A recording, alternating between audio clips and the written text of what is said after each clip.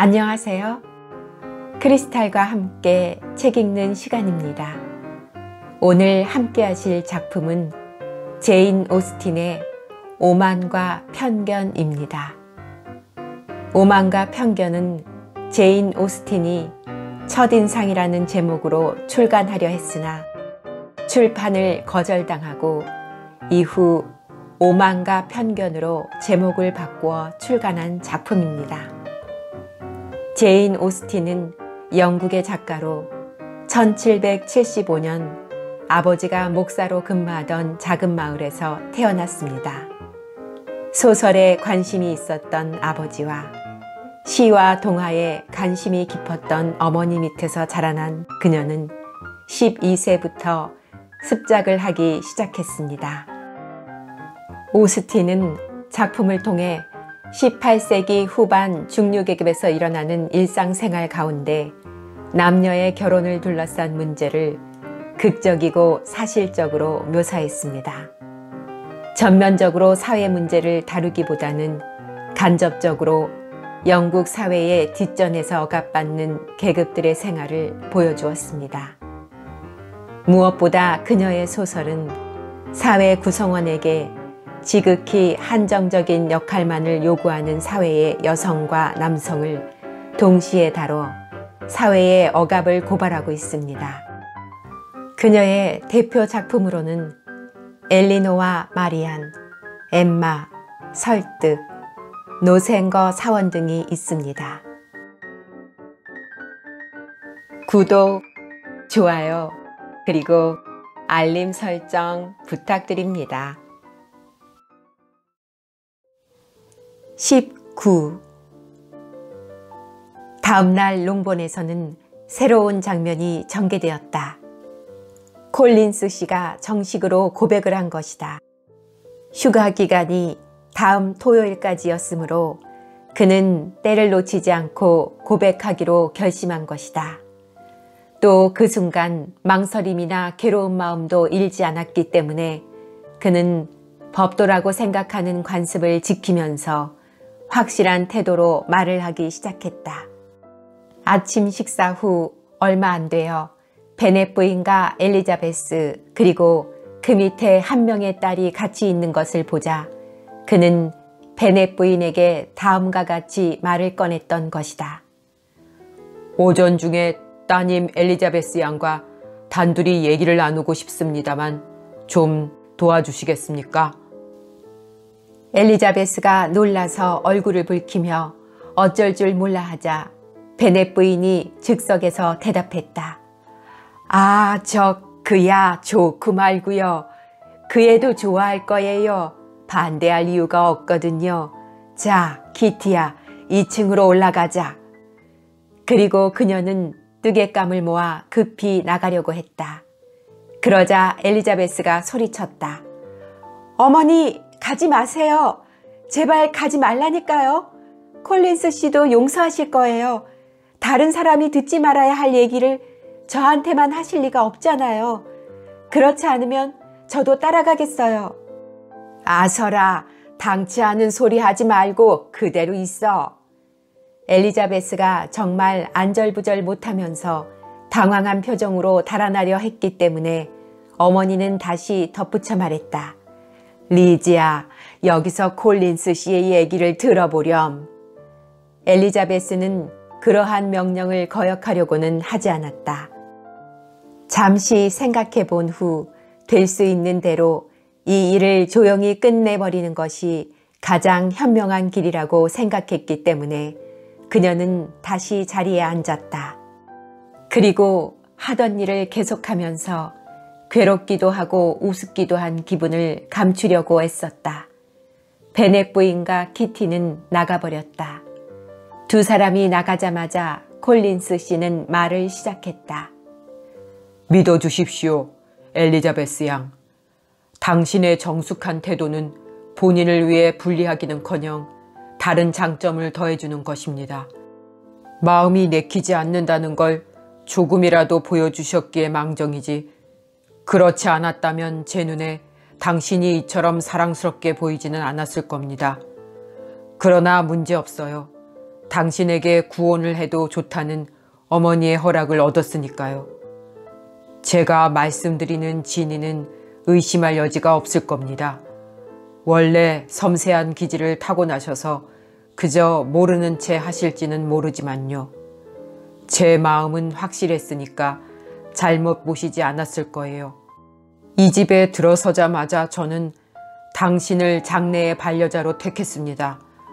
그러나 이 문제에 대해 감정에 사로잡혀 분별을 잃기 전에 제가 결혼하고자 하는 이유부터 말씀드리는 것이 좋겠군요. 사실 저는 아내를 고르기 위해 하퍼드셔에 온 것입니다. 이렇게 엄숙하면서도 태어난 콜린스 씨가 감정에 사로잡혀 분별 없는 행동을 할지도 모른다는 생각을 하자 엘리자베스는 곧 웃음이 터질 것 같았으므로 그가 말을 잠시 중단한 순간을 이용하여 그의 말을 막으려 했으나 뜻대로 되지 않았다. 그러자 콜린스 씨는 말을 계속했다. 제가 결혼하려는 이유는 첫째로 안정된 환경에 있는 나와 같은 목사는 누구나 그 교구에 결혼의 모범을 보이는 것이 옳다고 생각했기 때문입니다. 둘째로 결혼이 제 행복을 더욱 북돋워 주리라고 확신했기 때문입니다. 그리고 셋째로 이것을 먼저 말씀드렸어야 되는데 그것은 내가 후견자라고 부를 수 있는 역량을 가진 고귀한 부인의 특별한 충고와 권리 때문입니다. 그분은 2번이나 이 문제에 대해 자신의 의견을 말씀하셨죠. 이쪽에서 여쭤본 것도 아닌데요. 바로 내가 헌스펀드를 떠나기 전 토요일 밤의 일이었습니다. 커드릴 그룹에서 젠킨슨 부인이 버그 양의 발을 올려놓는 걸상을 고치고 있는 중이었죠. 그때 부인이 말씀하셨어요. 콜린슨 씨, 결혼을 하셔야 해요. 당신 같은 목사는 결혼을 하지 않으면 안 돼요. 그러니까 적당한 신부를 골라요. 나를 위해서 점잖은 여자를 고르라니까요. 당신을 위해서는 일도 잘하고 쓸모있는 여자라야 해요. 사치스럽게 잘하지 않고 적은 수입을 아껴 쓸 줄 아는 사람이어야 해요. 이것이 나의 충고랍니다. 될 수 있는 대로 빨리 그런 여자를 발견해서 헌스퍼드로 데리고 오세요. 그럼 내가 찾아가 보죠. 라고요.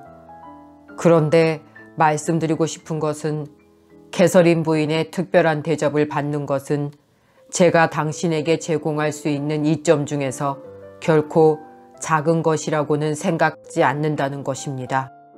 부인의 태도는 도저히 제가 말씀드릴 수 없을 정도로 훌륭하니까요. 당신의 재치 있고 명랑한 성격이 부인의 마음에 꼭 드실 거예요.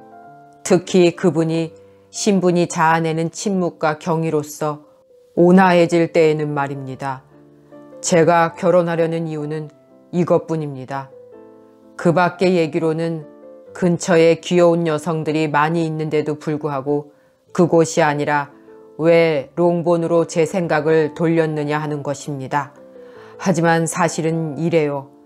당신의 아버님이 돌아가시면 제가 이 토지를 상속하도록 되어 있기 때문에 따님들 중에서 아내를 고를 결심을 하지 않으면 나 자신이 만족할 수 없습니다. 따님들의 손실을 될 수 있는 대로 줄이기 위한 말씀이에요. 물론 그와 같은 불행한 일이 일어날 경우에 말입니다. 그러나 지금 말씀드린 것처럼 몇 해 동안 그런 일이 일어나지 않았으면 합니다. 이것이 제 동기였죠. 그리고 그것 때문에 당신 눈에 비친 제 가치가 떨어지지 않으리라고 은근히 믿고 있습니다. 이렇게 내 애정의 격렬함을 가장 생기 있는 말로써 확신하는 것 외에는 아무것도 말씀드릴 것이 없군요. 나는 재산 따위에는 관심이 없기 때문에 아버님께 그러한 요구는 하지 않습니다. 그런 건 용납되지 않는다는 걸 잘 알고 있으니까요. 게다가 권한이 있으신 거라고는 어머니께서 돌아가신 뒤에야 차지하게 될 4% 공채짜리인 1000파운드 뿐이니까요. 그러므로 그 문제에 대해서는 앞으로도 침묵을 지키겠습니다. 또한 우리가 결혼하면 절대로 내 입에서 옹졸한 질책 같은 건 나오지 않으리라는 걸 믿고 안심하셔도 좋습니다. 지금이야말로 그의 말을 중단시켜야만 했다. 너무 서두르시는군요. 하고 그녀는 소리쳤다. 제가 아직 대답하지 않았다는 사실을 잊어버리셨군요. 더 이상 기다릴 것 없이 대답을 하겠어요. 저한테 보여주신 호의는 감사해요. 또 구원해 주신 걸 영예롭게 생각하고 있어요. 그렇지만 안 되겠어요. 지금 갑자기 생각한 건 아닙니다. 하고 판에 박은 듯이 손을 흔들며 콜린스 씨는 대답했다. 젊은 여자들은 처음에 남자가 구원을 하면 마음속으로 받아들이고 싶으면서도 일단 거절하는 것이 보통이죠. 두서너 번 거절할 때도 있어요. 그러니까 지금 금방 하신 말씀에 실망하지는 않습니다. 머지않아 재단으로 동행할 희망을 버리지 않겠습니다. 어쩌면 하고 엘리자베스는 소리쳤다. 딱 잘라 말씀드렸는데 아직도 희망을 걸고 계신다니 이상하군요. 저는 두 번째 청혼한다고 해서 그 행운에 자기 행복을 맡길 정도로 생각 없는 젊은 여자는 아니에요. 저는 진심으로 거절한 거예요. 당신은 저를 행복하게 해주실 수 없을 거예요. 게다가 저 또한 당신을 행복하게 해드릴 수 없을 거예요. 정말이에요. 캐서린 부인께서 저를 아신다면 제가 모든 점에서 그런 위치에 놓일 자격이 없다는 것을 아시게 될 거예요. 캐서린 부인이 그렇게 생각하실 것이 확실하다면 하고 콜린스 씨가 정색을 하고 말했다. 그러나 그분이 당신한테 불만을 품으시리라고는 생각지 않는데요. 걱정 말아요. 다음에 그분을 뵈면 겸손하고 알뜰하고 그 밖에 훌륭한 점이 많다고 극구 찬양하겠습니다. 이것 보세요, 콜린스 씨. 저를 치켜 세우시는 건 그쯤 해두시죠. 제가 저를 판단하도록 내버려 두시고 저라는 존재를 인정해 주세요. 당신은 제가 말씀드리는 것을 믿어주시지 않으면 안 돼요. 부디 행복하고 부유하게 사시기를 빌어요. 당신의 청을 거절하면서 그렇게 되시도록 빌고 있는 거예요. 저한테 구원을 하고 저의 집안에 대해 미묘한 감정을 품으시는 것으로서 만족해 하시는 것 같은데 롱본의 땅은 아무 때고 손에 넣으시는 대로 양심의 가책을 받으실 필요 없이 차지하시면 돼요. 그러니까 이 일은 이것으로 결말을 짓는 것이 좋겠어요. 이렇게 말하면서 그녀는 일어나 나가려고 하였다. 그러나 콜린스 씨는 다음과 같이 말을 걸었다. 이 문제에 대해 다음에 말씀드릴 때에는 지금보다 반가운 대답을 듣고 싶습니다.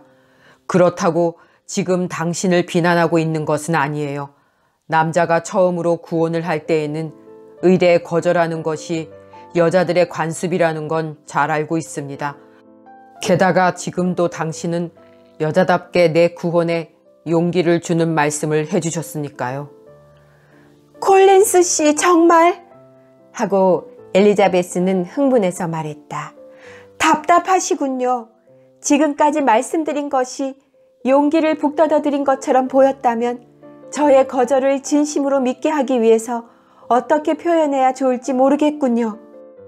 나의 구원을 거절하신 것은 다만 말뿐이라고 믿게 해주시기 바랍니다.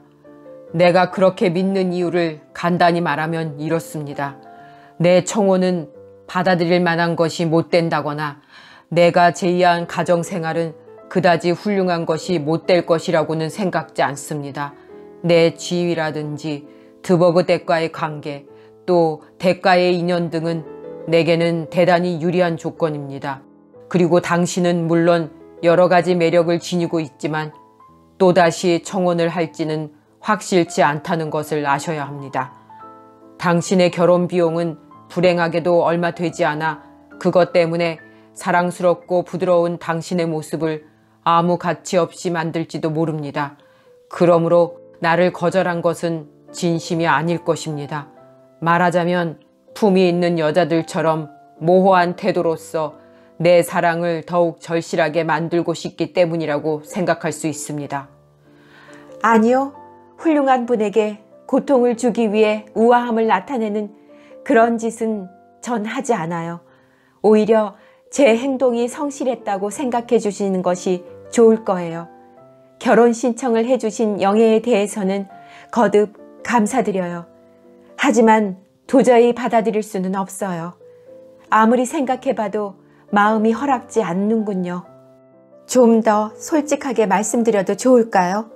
다시는 제가 일부러 당신을 괴롭히려는 점잖은 여자라고 생각지 마세요. 정말로 진실을 얘기할 줄 아는 이성을 지닌 여자라고 생각해 주세요. 참 훌륭하시군요. 하고 머뭇거리며 그는 말했다. 양친의 허락만 얻는다면 나의 청혼이 거절되리라고는 생각지 않습니다. 이러한 지긋지긋한 제멋대로의 자기 기만에 엘리자베스는 더 이상 대답하고 싶지 않았다. 그래서 말없이 얼른 물러나왔다. 거듭 거절의 의사를 표시했건만 그가 여전히 그것을 두고 호의를 가진 격려라고 생각한다면 아버지에게 말씀드려야겠다고 결심했다.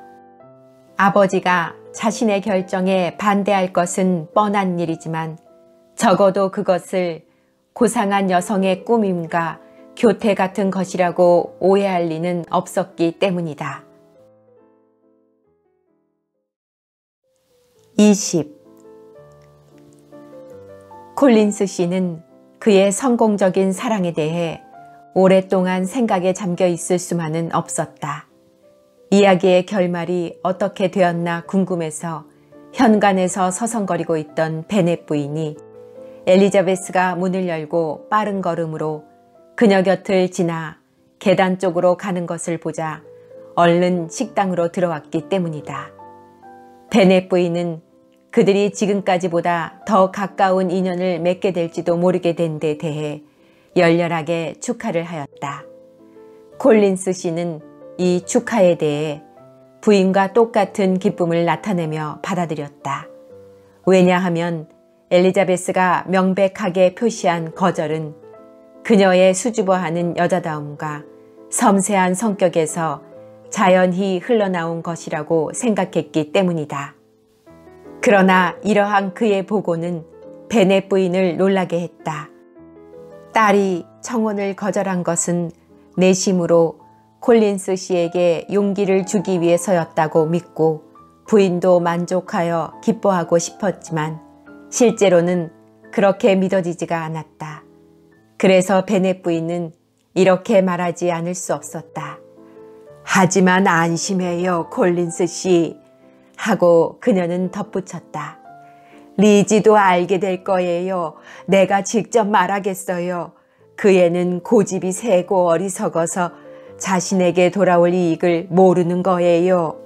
하지만 내가 알아듣도록 말하겠어요. 저 말씀을 가로막아서 죄송하지만 하고 콜린스 씨는 소리쳤다. 만일 그녀가 진짜로 고집이 세고 어리석다면 나 같은 남자에게 어울리는 아내가 될는지 어떨는지 알 수 없군요. 저는 결혼 생활에 모든 행복을 걸고 있으니까요. 그러니까 진심으로 제 결혼 신청을 거절하겠다고 고집한다면 억지로 받아들여 달라고 강요할 순 없죠. 그런 성격상의 결함이 있다면 제 행복에 그다지 도움이 되지는 못할 테니까요. 그건 오해예요.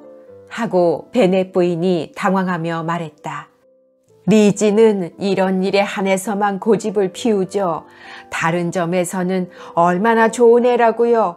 곧 그 애의 아버지한테 가서 그 애를 납득시키겠어요. 부인은 그에게 대답할 틈조차 주지 않고 당장 남편에게로 달려가 서재로 들어서자마자 소리를 질렀다. 여보, 어서 좀 와봐요. 야단났어요. 여기 와서 리지를 콜린스 씨와 결혼하도록 타이르지 않으면 안 되겠어요. 글쎄 그 애가 결혼하지 않겠다고 고집을 피운다지 뭐예요. 서두르지 않으면 그 양반 마음이 변해서 그 애를 데려가지 않을지도 몰라요. 베넷 씨는 아내가 들어오자 책에서 눈을 떼고 무관심하게 그녀의 얼굴을 바라보았다. 아내의 이야기를 모두 듣고 난 뒤에도 그의 태도는 조금도 변하지 않았다. 당신 얘기는 도대체 종잡을 수가 없구려. 하고 아내의 말이 끝나자 그는 말했다. 무슨 얘기를 하는 거요? 콜린스 씨하고 리지 얘기예요. 리지가 콜린스 씨와 결혼 안 하겠다고 그러니까 콜린스 씨도 리지를 데려가지 않겠대요. 그럼 나보고 어떻게 하라는 거요? 가망 없는 일 같은데. 당신이 리지에게 말씀하세요. 결혼해야 된다고 말이에요. 내려오라고 해요. 내 의견을 말해줘야겠군. 베넷 부인이 배를 눌러 엘리자베스를 서재로 호출했다. 이리 가까이 오너라. 하고 딸이 나타나자 아버지가 말했다. 중대한 일로 불렀다. 콜린스 씨가 너에게 청혼한 모양이더구나. 그게 사실이냐? 엘리자베스는 정말이라고 대답했다. 좋아. 그래. 넌 그 청혼을 거절했니? 네. 그래. 그런데 그게 중요한 점이야. 어머니는 내가 그걸 받아들여야 된다고 말하더구나. 여보, 안 그렇소? 그럼요. 그렇게 하지 않으면 다시는 저의 얼굴을 보지 않을 거예요. 엘리자베스, 너는 어느 쪽을 선택하든 어차피 불행하게 되어버렸구나. 오늘 이후 너는 아비나 어미 중에서 어느 한쪽과는 남이 돼야 하니까. 만일 내가 콜린스 씨와 결혼하지 않으면 어머니가 너를 안 볼 것이고, 그와 결혼한다면 이 아비가 내 얼굴을 보지 않을 것이다. 엘리자베스는 아버지의 말머리가 이러한 결론에 이르자 미소 짓지 않을 수 없었다. 그러나 베넷 부인은 남편도 이 일을 자기가 바라는 쪽으로 생각하고 있다고 여겼기 때문에 매우 실망했다. 여보, 그렇게 말씀하시면 어떻게 해요? 결혼하도록 하겠다고 약속하고서는. 천만에. 하고 남편은 대답했다. 두 가지의 조그만 부탁을 하고 싶소. 첫째로 지금과 같은 경우에 내가 마음대로 생각할 수 있게 해주고, 둘째로 내 방을 마음대로 쓸 수 있도록 될 수 있는 대로 빨리 이 서재에서 나가주었으면 좋겠소. 그러나 남편에게 실망했음에도 불구하고 베넷 부인은 아직 문제의 요점을 포기하지 않았다. 그녀는 거듭 딸을 설득했다. 달래보기도 하고 위협하기도 했다. 부인은 제인을 자기 편으로 끌어넣으려 노력했다. 그러나 제인은 가급적 공손하게 말하면서 끼어들기를 거절했다. 엘리자베스는 어떤 때에는 정색을 하고 또 어떤 때에는 비웃으면서 어머니의 공격에 응수했다. 그녀의 태도는 변했으나 결심은 조금도 흔들리지 않았다. 그러는 동안 콜린스 씨는 혼자서 일의 경과에 대해 골몰하고 있었다. 그는 자기 자신이 너무나 잘났다고 생각하고 있었기 때문에 대체 무슨 이유로 엘리자베스가 청혼을 거절하는지 이해할 수가 없었다. 비록 자존심이 꺾이기는 했으나 그다지 괴롭지는 않았다. 그가 그녀에게 품은 사랑이란 전혀 근거가 없는 것이었기 때문이다. 그래서 그녀가 어머니의 비난을 받을 만하다고 생각하자 전혀 유감스러운 생각이 들지 않았다. 집안이 이렇게 혼란에 빠져 있을 때 샬롯 루카스가 여기서 하루를 보내기 위하여 찾아왔다. 현관에서 리디아가 그녀를 맞이했다. 리디아는 샬롯에게 뛰어가 사뭇 속삭이듯이 외쳤다. 잘 오셨어요. 집안에 웃지 못할 일이 벌어졌어요. 글쎄, 오늘 아침에 무슨 일이 있었는지 아세요? 콜린스 씨가 리지 언니에게 결혼 신청을 했어요. 그랬더니 언니가 거절했다지 뭐예요? 샬롯이 채 대꾸도 하기 전에 키티가 한몫 끼어들었다. 키티도 똑같은 소식을 알리러 왔던 것이다. 그들이 식당으로 들어가자 그곳에 혼자 있던 베넷 부인이 역시 그 이야기를 꺼내며 루카스 양의 동정을 구했다. 그리고 리지가 집안의 희망을 받아들이도록 설득해 달라고 애원했다. 정말 부탁해요, 루카스 양. 하고 어머니는 우울한 어조로 덧붙였다. 아무도 내 편을 들어주지 않는다오. 날 도와주지 않아요. 모두들 잔인해요. 아무도 내 심정을 알아주지 않아. 제인과 엘리자베스가 들어왔기 때문에 샬롯은 대답하지 않아도 되었다. 옳지, 저기 오는군. 하고 베넷 부인은 말을 계속했다. 아무 일도 없었던 것처럼 태연하게 행동할 수 있는 것을 보니 우리 같은 건 눈에 보이지도 않는 모양이야. 하지만 내 말을 들어라, 리지 아가씨. 이렇게 결혼 신청을 다 거절해 버린다면 이제 신랑 까먹기는 다 틀렸다. 아버지가 돌아가시면 누가 너를 먹여 살린다지?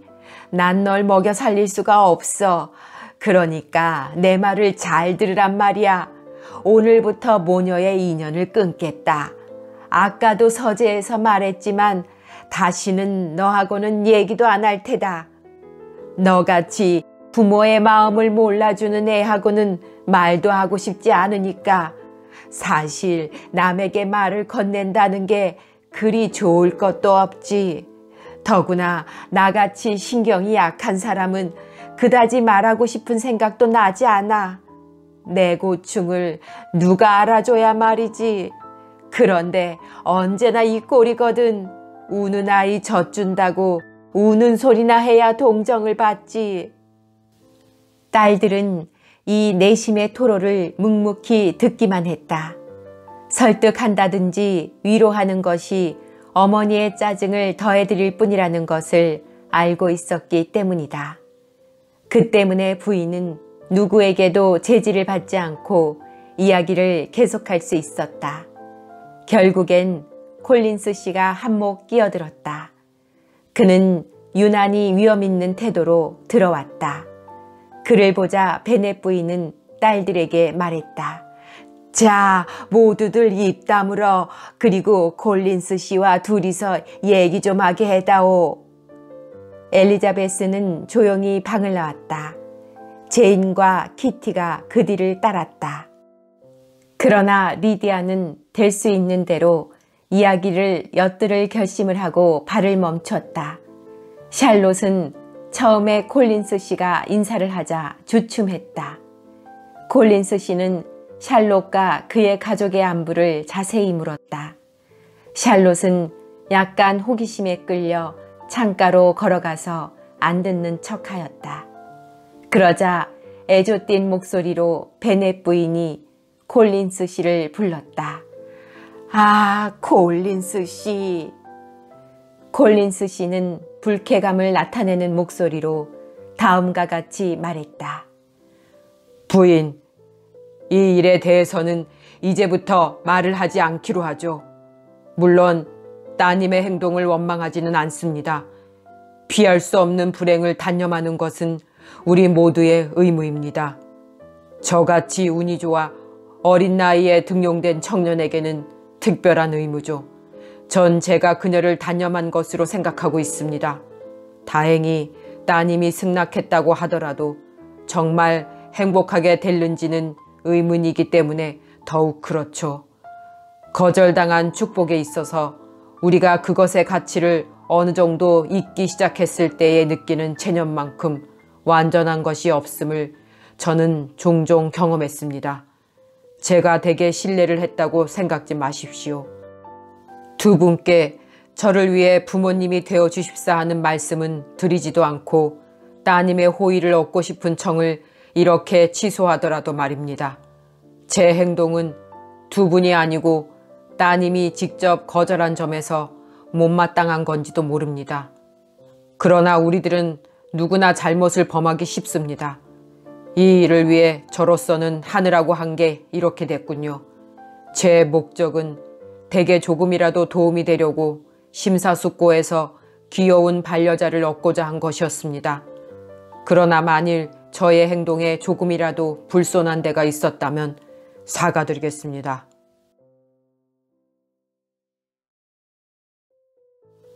(21)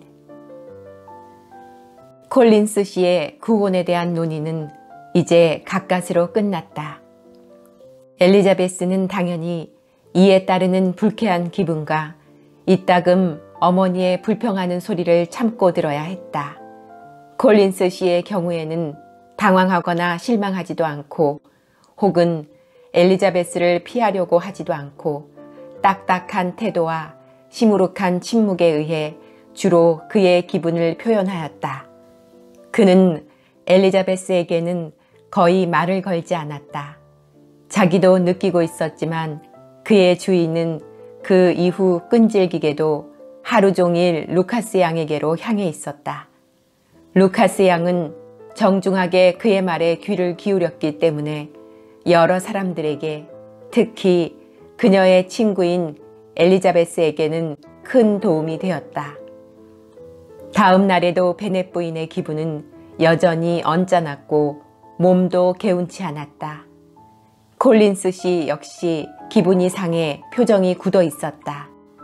그가 화가 나 있었기 때문에 그의 방문이 길지 않기를 엘리자베스는 바랐지만 그의 계획은 조금도 그것 때문에 영향을 받은 것 같지는 않았다. 그는 토요일에 가기로 되어 있었다. 그래서 토요일까지는 묵을 작정이었다.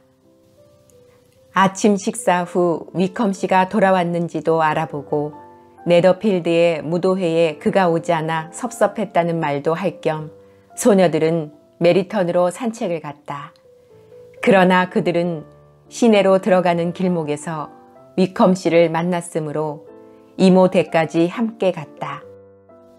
거기서 그가 파티에 못 가 유감스러웠다는 얘기와 마음 아프다는 이야기, 그리고 모두를 걱정했다는 이야기를 천천히 주고받았다. 그러나 엘리자베스에게는 자기가 일부러 파티에 참석하지 않은 것이라고 자발적으로 인정했다. 난 알았거든요. 하고 그는 말했다.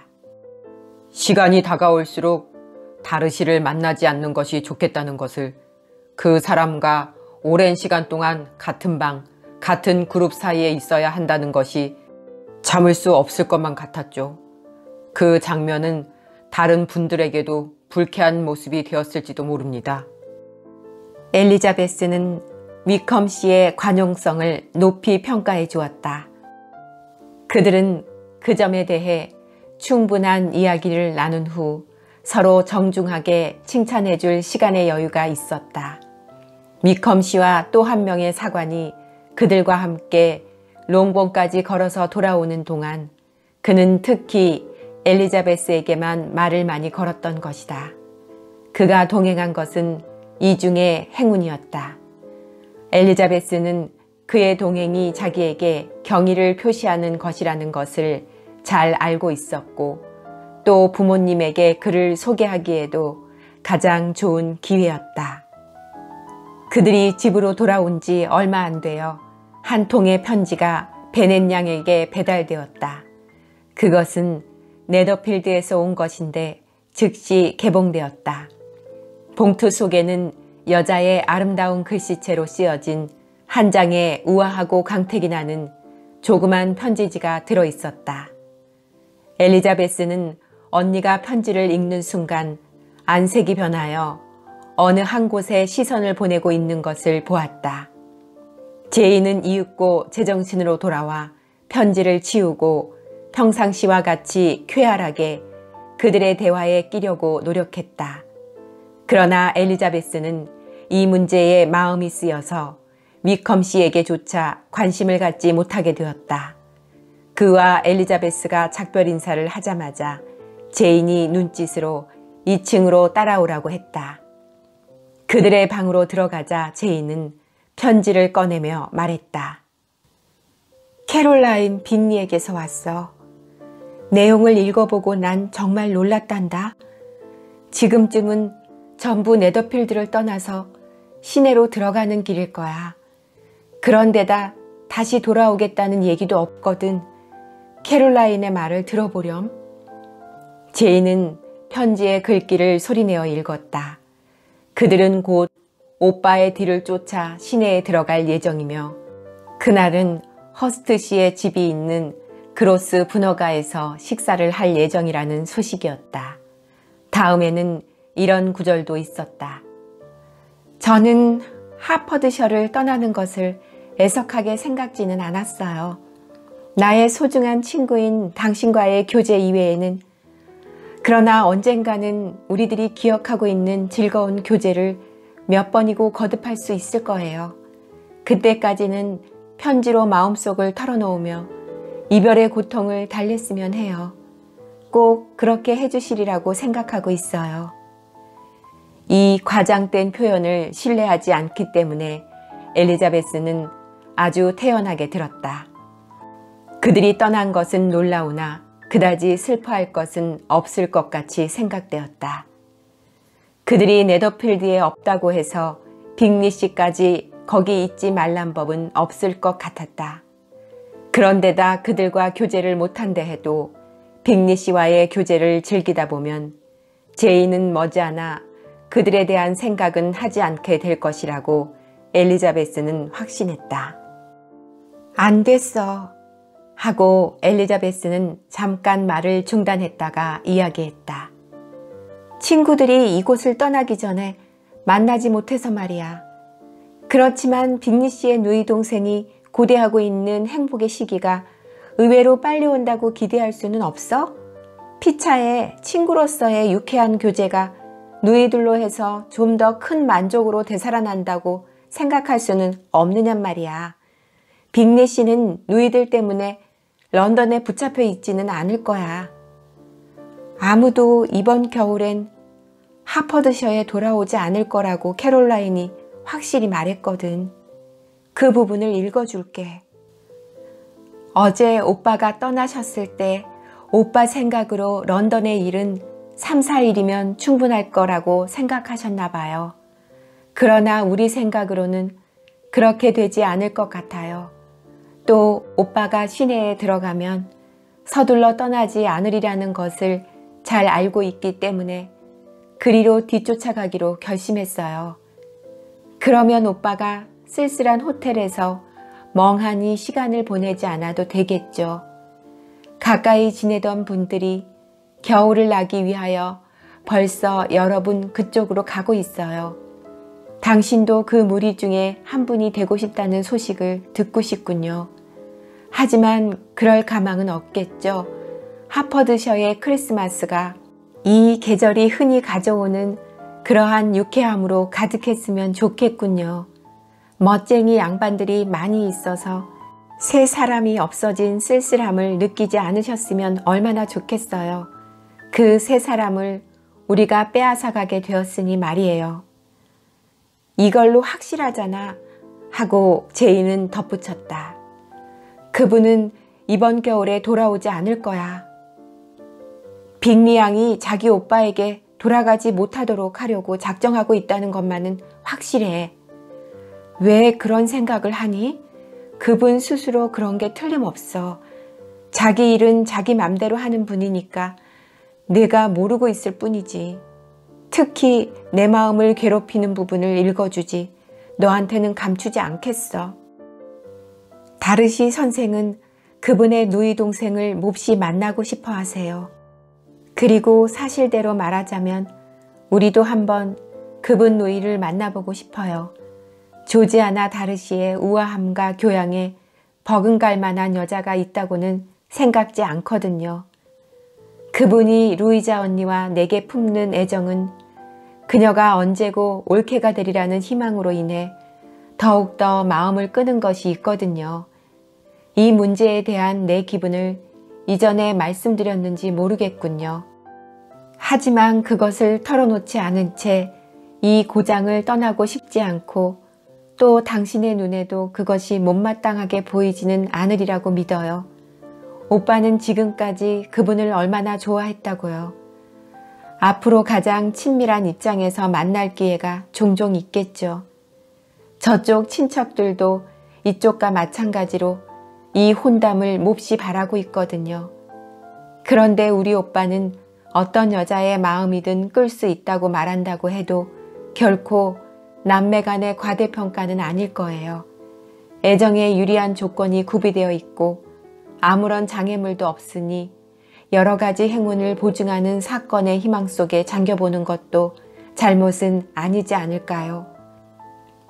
리지야, 너 이 문장을 어떻게 생각하니?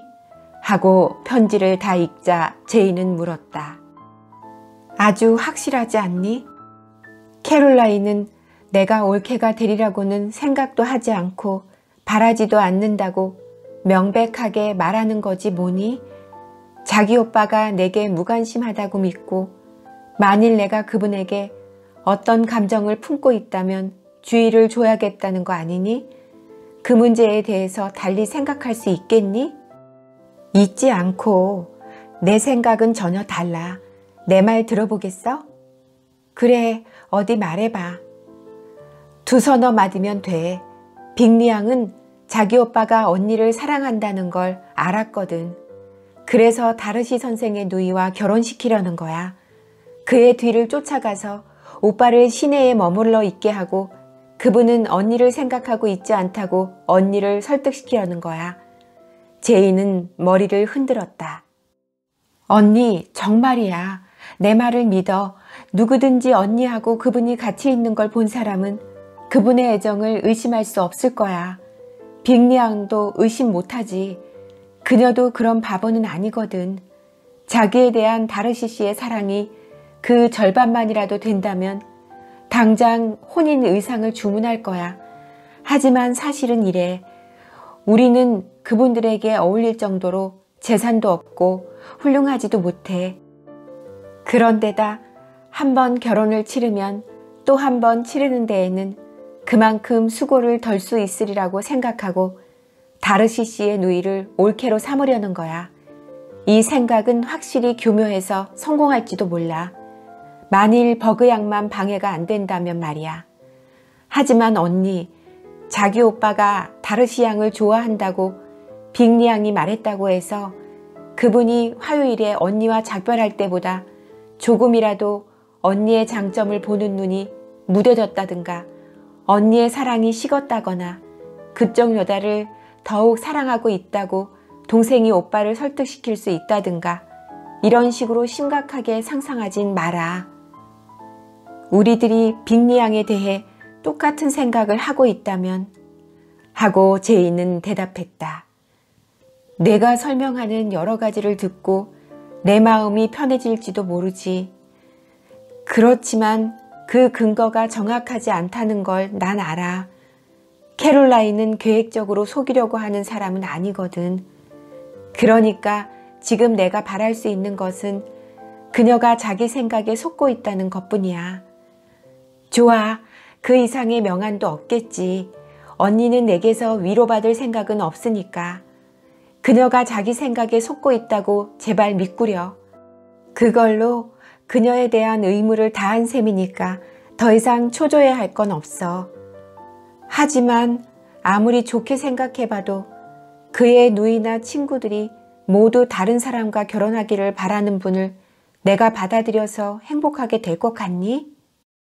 그건 언니 자신이 결정할 문제야. 하고 엘리자베스는 말했다. 잘 생각해서 그분의 두 누이를 거역하는 데에서 오는 슬픔이 그분의 아내가 되는 행복에 비해서 더 크다면 충고하는데 어떻게 해서라도 그분을 거절하면 돼. 어떻게 그렇게 말할 수 있니? 제이는 약간 미소를 지으며 말했다. 그들이 찬성하지 않는 건 괴로운 일이지만 내가 머뭇거리는 성질이 아니라는 걸 너도 알면서 그러니? 그야 그럴 테지. 그렇다면 언니 입장을 동정해 줄 수도 없어. 하지만 그분이 이번 겨울에 돌아오지 않는다면 내가 어떻게 해야 좋을지 걱정할 필요도 없을 거야. 6달 후엔 별별 일이 다 일어날 테니까. 빅리 씨가 다시 돌아오지 않으리라는 생각을 엘리자베스는 더 할 수 없이 경멸하였다. 그것은 단순히 캐롤라인의 이해관계가 얽힌 소망이 빚어낸 암시로밖에는 생각되지 않았다. 그 희망이 아무리 명백하게 혹은 기교를 다해 말해진다 하더라도 스스로 사리 판단을 할 수 있는 청년에게 영향을 줄 수 있으리라고는 잠시도 상상할 수 없었다. 엘리자베스는 이 문제에 대해 느낀 바를 될 수 있는 한 강력하게 언니에게 설명하였다. 그리고 마침내 즐겁게도 좋은 결과를 보게 되었다. 제이는 절망에 빠져버릴 성질이 아니었다.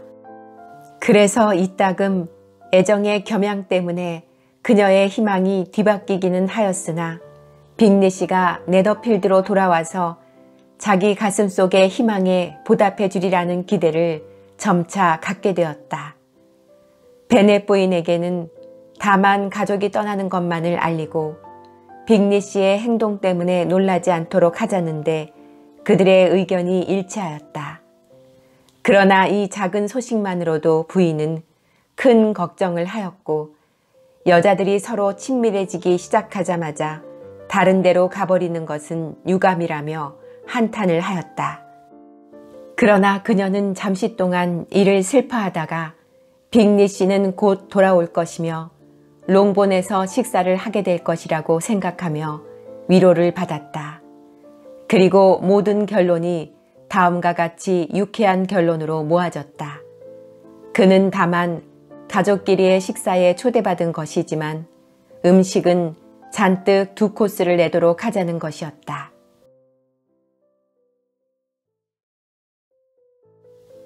22. 베넷 댁 사람들은 루카스 댁에서 식사를 하기로 되어 있었다. 그리고 그날도 루카스 양은 친절하게 콜린스 씨의 말에 귀를 기울였다. 엘리자베스는 기회를 보아 감사의 뜻을 전했다. 덕분에 저분은 기분이 퍽 좋아진 것 같아 하고 그녀는 말했다. 이 은혜는 말로 다 할 수 없어. 샬롯은 도움이 되어 기쁘며 다소 시간을 희생시킨 보람이 있었다고 친구에게 말했다. 아주 상냥한 말씨였다. 그러나 샬롯의 친절은 엘리자베스가 눈치채지 못할 정도로 진행되고 있었던 것이다. 그녀의 목적은 콜린스 씨의 눈을 자기에게 끌어들여 다시 되돌아가지 않도록 붙잡아 놓는 데 있었다. 루카스 양의 계획은 그런 것이었다. 겉으로 나타난 것은 그럴듯해서 그들이 저녁에 헤어질 때 콜린스 씨가 그렇게 빨리 하퍼드셔를 떠나려고 하지 않았다면 성공은 틀림없다고까지 느낄 정도였다. 그러나 이 점에서 루카스 양은 그의 정열적이며 독립적인 성격을 고려하지 않고 있었다. 그는 다음 날 아침 살짝 롱본가를 빠져나가 루카스 로지로 달려가서 그녀에게 사랑을 고백했기 때문이다. 콜린스 씨는 엘리자베스 자매들이 알까봐 걱정이 되었다. 그가 나가는 것을 그들이 본다면 눈치챌 것이 뻔했기 때문이다. 그 계획이 성공하기 전에 미리 알려지지 않기를 바랐다.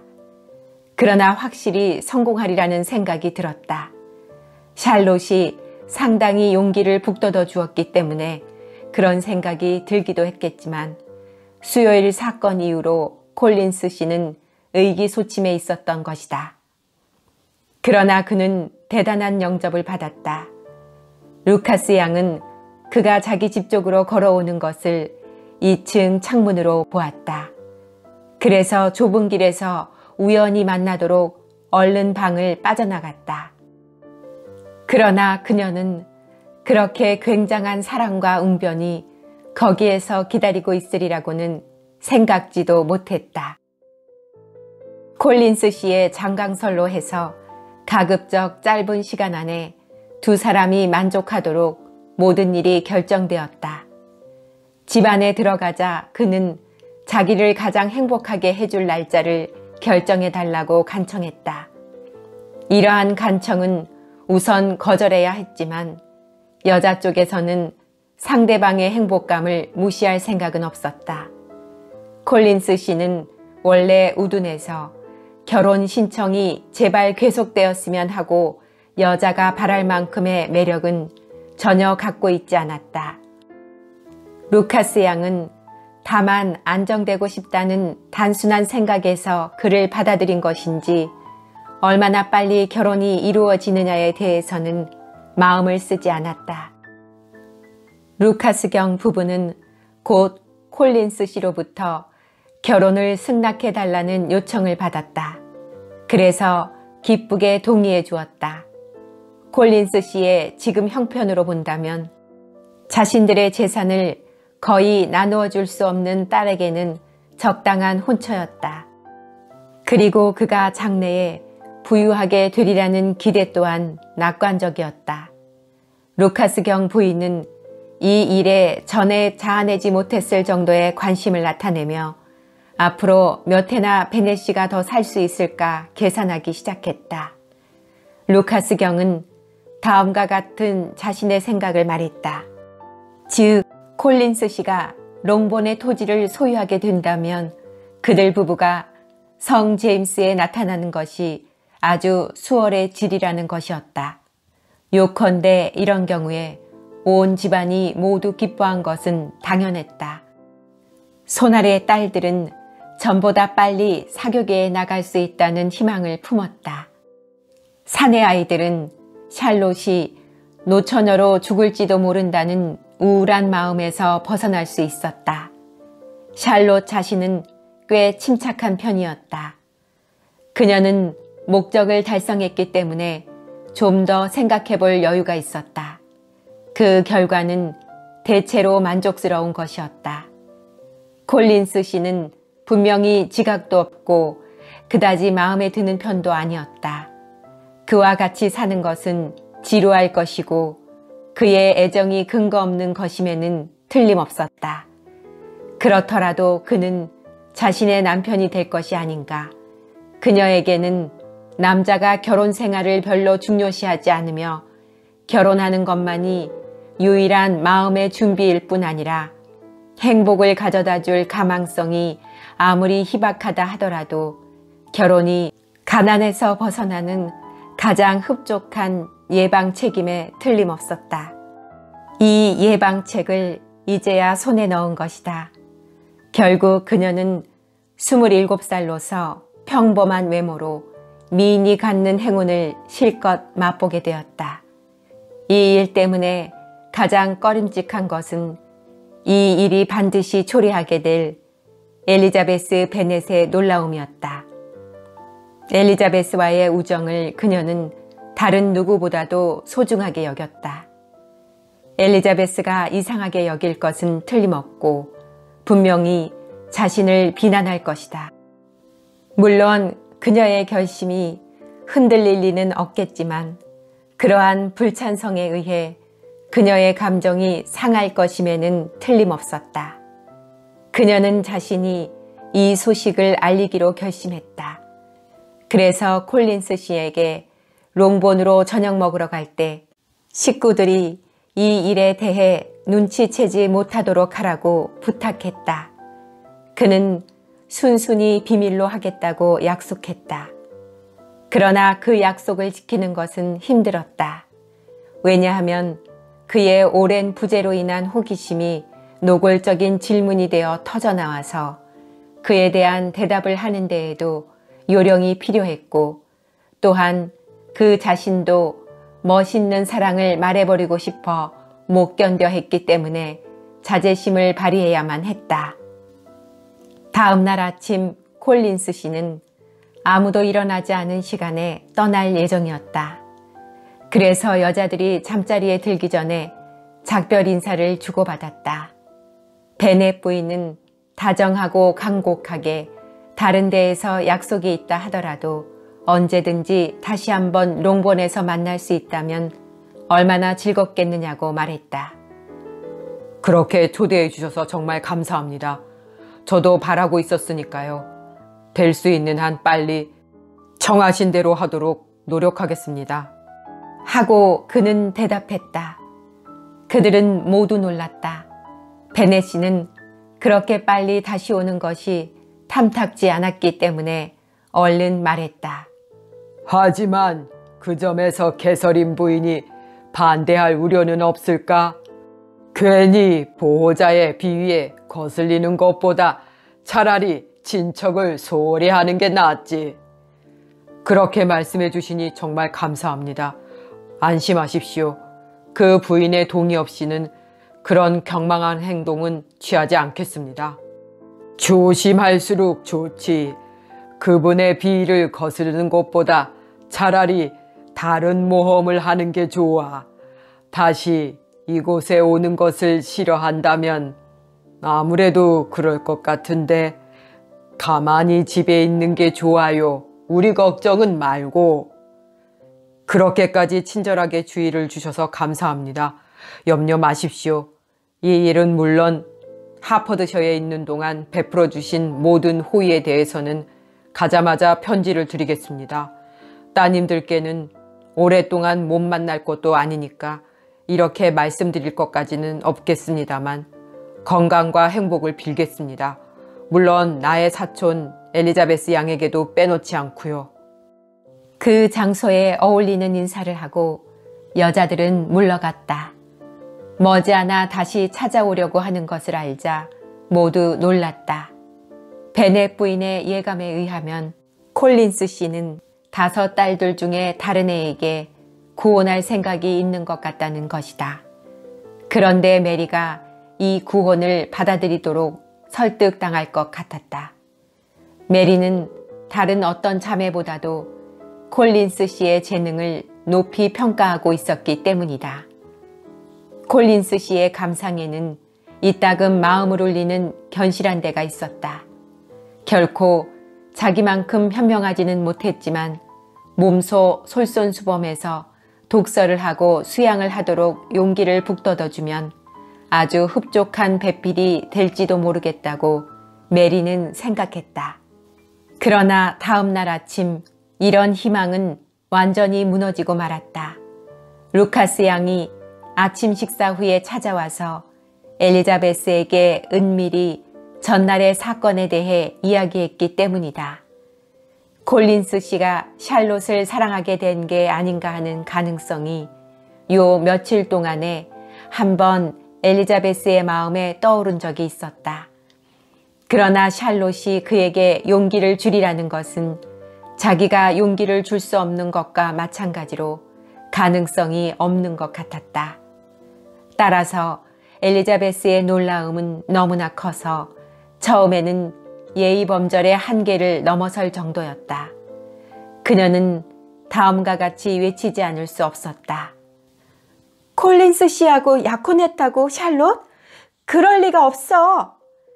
이야기를 하는 동안 침착한 표정을 지니고 있던 루카스 양은 이렇게 정면으로 비난을 받자 잠깐 당황해했다.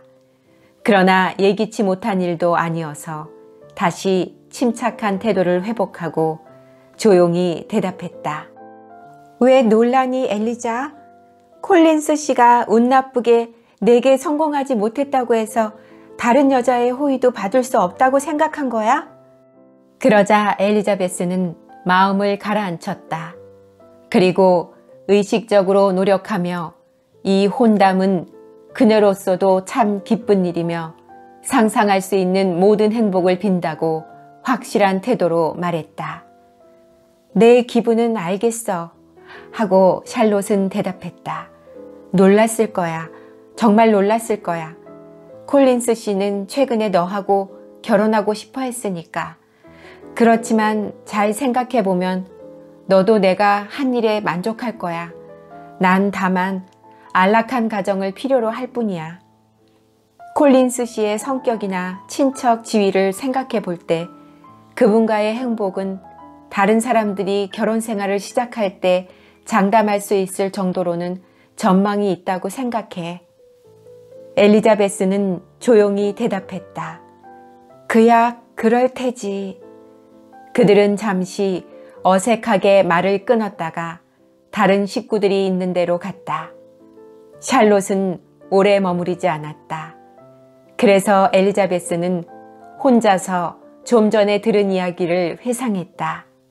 그리고 한참 생각한 끝에 간신히 그의 어울리지도 않는 결혼에 동감하게 되었다.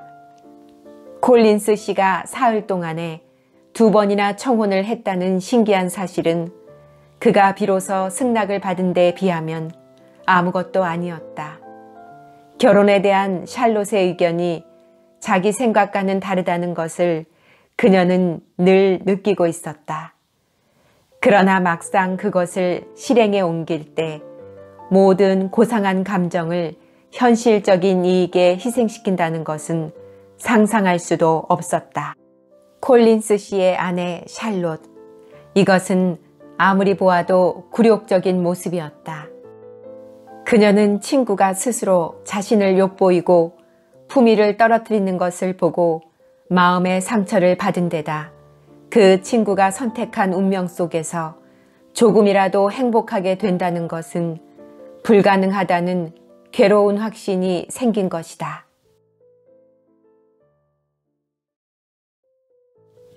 23. 엘리자베스는 어머니와 자매들과 같이 앉아서 들은 이야기를 회상하고 그것을 말할 권한이 자기에게 부여되어 있는지 어떤지를 고심하고 있었다. 그때 윌리엄 경이 나타났다. 딸의 약혼을 알리러 몸소 온 것이었다. 그는 그들에게 깍듯이 인사를 하고 두 가정이 인연을 맺게 된 데 대해 혼자 기뻐하며 사정을 설명하였다. 실상 그들은 그 소식에 의아해 했을 뿐만 아니라 믿지도 않았던 것이다. 베넷 부인은 단정한다기보다는 감정을 억누르며 그건 전혀 착각일 것이라고 딱 잘라서 말했다.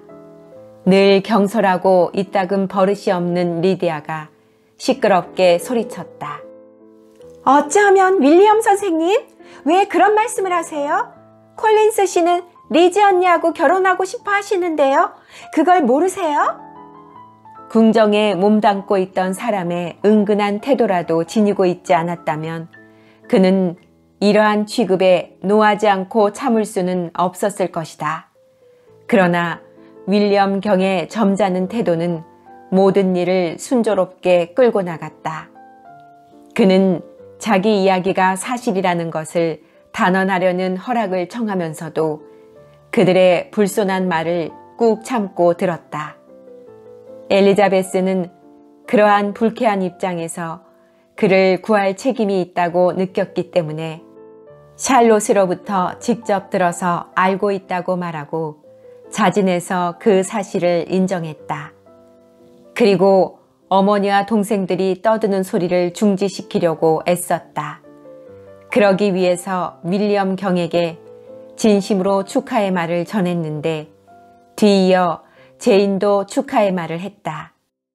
또 그녀는 이 혼담, 콜린스 씨의 훌륭한 성격, 헌스퍼드가 런던으로부터 그리 멀지 않은 거리에 있다는 점에서 기대할 수 있는 행복에 대해 여러 가지 말을 늘어놓았다. 베넷 부인은 너무도 어이가 없어 윌리엄 경이 머물러 있는 동안 말도 제대로 하지 못했다. 그러나 그가 가버리자 부인의 감정이 폭발하고 말았다. 우선 첫째로 그 일 전부를 절대로 믿으려 하지 않았다. 둘째로 콜린스 씨는 확실히 속은 것이라고 그녀는 말했다. 셋째로 그들이 결혼을 해도 결코 행복하지 못할 것이며 넷째로 혼담은 깨질지도 모른다는 것이었다. 그러나 이번 일로부터 확실히 두 가지 결론이 나왔다.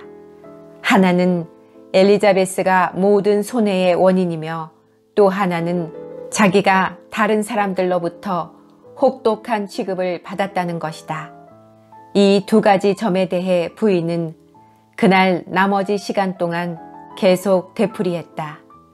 그녀를 위로하거나 달랠 방법이라고는 아무것도 없었다. 그날 하루가 지나도 부인의 분노는 풀리지 않았다.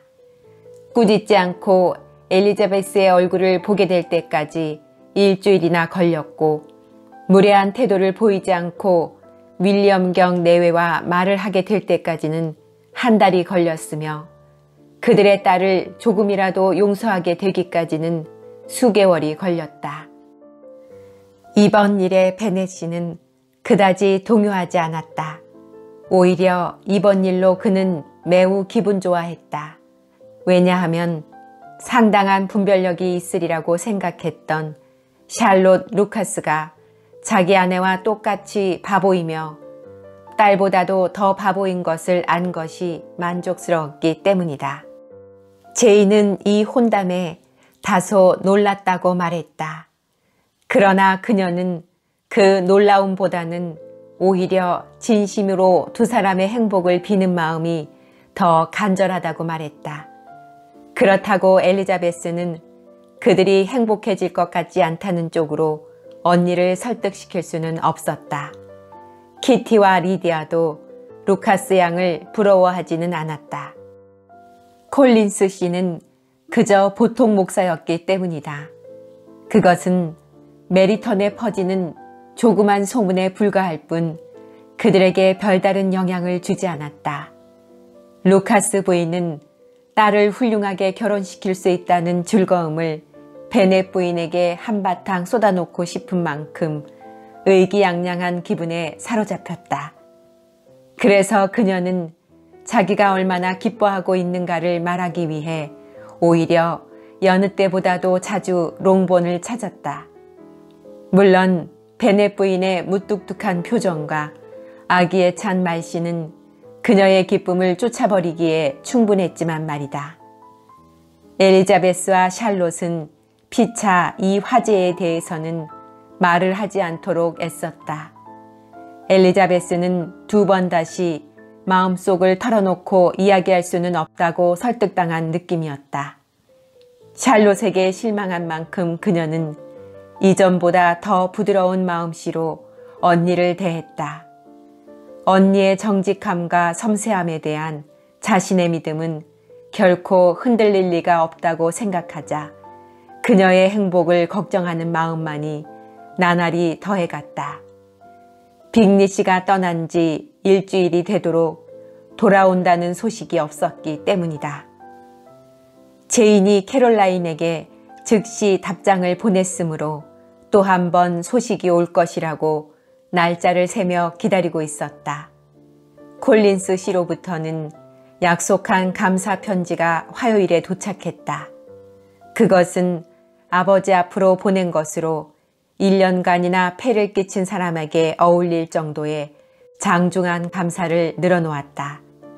서두에서 그는 그들에게 알리기 위한 전제로 그의 양심을 드러내고 나서는 기쁨을 감추지 못하는 표현으로 이웃의 사랑스러운 루카스 양의 애정을 얻은 행복을 알리고 그러고는 롱본으로 다시 와달라는 그들의 친절한 청을 쾌히 받아들인 것은 다만 루카스 양과 같이 있을 즐거움을 염두에 두고 있었기 때문이라고 설명했다. 그는 2주일 후 월요일에 롱본으로 돌아오겠다는 것이었다. 그리고 캐서린 부인은 이 결혼을 진정으로 찬성하고 있으며 될 수 있는 대로 빨리 식을 올리기를 희망했다고 말했다.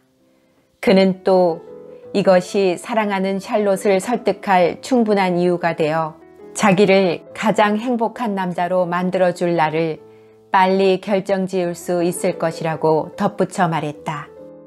콜린스 씨가 하퍼드셔로 돌아오는 것은 베넷 부인에게 있어 더 이상 유쾌한 일이 아니었다. 오히려 그녀는 남편과 마찬가지로 불평을 하고 싶었다. 콜린스 씨가 루카스의 집으로 가지 않고 롱본으로 온다는 것은 참 이상한 일이었다. 또 몹시 거북하고 곤란했다. 부인은 건강이 좋지 않을 때 집안의 손님을 맞이한다는 것이 싫었다. 게다가 모든 사람 가운데에서 연인들이 누구보다도 불쾌했다. 베넷 부인의 사소한 불평은 대개 이런 것이었다. 이것보다 더한 것이 있다면 오직 빅리 씨가 계속해서 보이지 않는 것에 대한 실망뿐이었다. 제인과 엘리자베스도 이 문제에 대해서는 기분이 별로 좋지 않았다. 날이 갈수록 그에 대한 소문이 연달아 메리턴에 퍼졌지만 겨우내 네더필드에는 돌아오지 않으리라는 소문들 뿐이었다.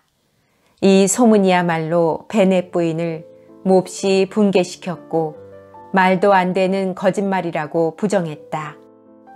엘리자베스까지도 불안해지기 시작했다.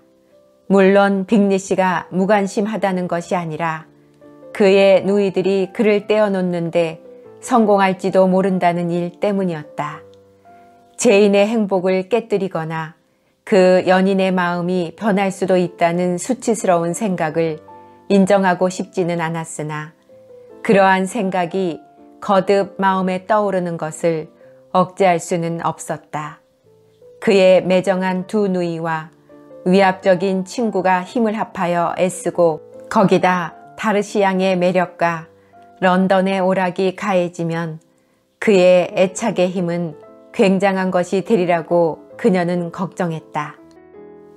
이 불안한 상태에 있어서 제인의 걱정은 물론 엘리자베스보다 더 심했다. 그러나 어떻게 느끼든 그녀는 그것을 내색하지 않으려 했다. 그래서 제인과 엘리자베스는 결코 이 화제에 대해 언급하지 않았다. 그러나 이런 조심스러운 방법도 그들의 어머니를 자제시킬 수는 없었는데 거의 1시간마다 어머니는 빅리 씨의 이야기를 하고 그가 빨리 왔으면 좋겠다는 간절한 마음을 표시했다. 그리고 제인으로 하여금 만일 그가 돌아오지 않는다면 큰 모욕을 당한 것으로 생각하겠노라고 그에게 고백하도록 요구까지 하였다. 이러한 공격적인 말을 조용히 참아 넘기기 위해서는 제인의 끊임없는 온화함이 필요했다. 콜린스 씨는 어김없이 2주일 후 월요일에 돌아왔다. 그러나 그는 롱본에서 처음 영접받았을 때만큼 환영을 받지는 못했다. 그러나 그는 너무도 행복했기 때문에 그다지 마음을 쓸 필요가 없었다. 다행히 그는 연애하느라 바빴으므로 다른 사람들은 그와 늘 상대하지 않아도 되었다. 그는 매일같이 루카스 로지에서 지냈고 때로는 가족이 취침하기 전 외출했던 변명을 하기에 겨우 알맞을 시간에 롱본으로 돌아왔다. 베넷 부인은 차라리 가련한 모습이었다. 이 혼담에 대한 이야기를 꺼내기만 하면 부인은 불쾌한 고민에 빠지는 것이었다. 어디를 가나 그 이야기뿐이었다. 베넷 부인은 루카스 양을 쳐다보기도 싫어했다. 그 집의 후계자로서 질투에 찬 혐오감을 가지면서 보았기 때문이다.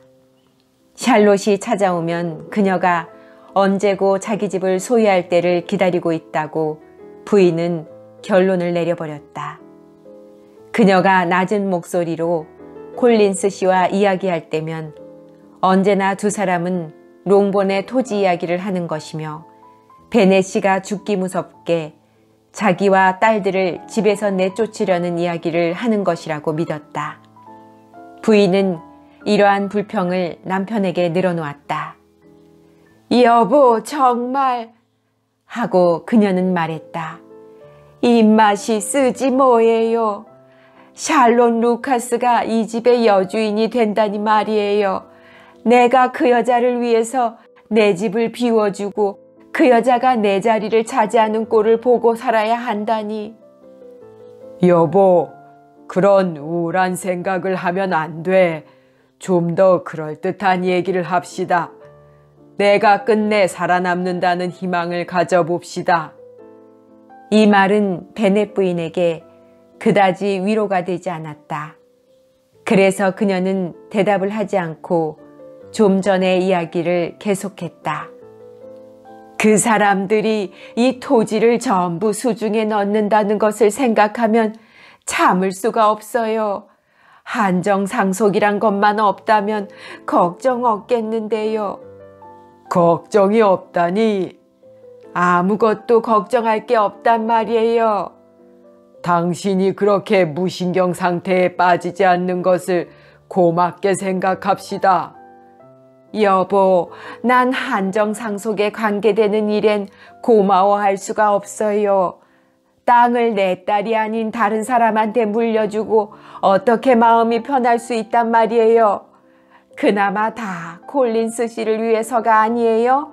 뭐 때문에 그런 사람이 누구보다도 득을 보느냔 말이에요.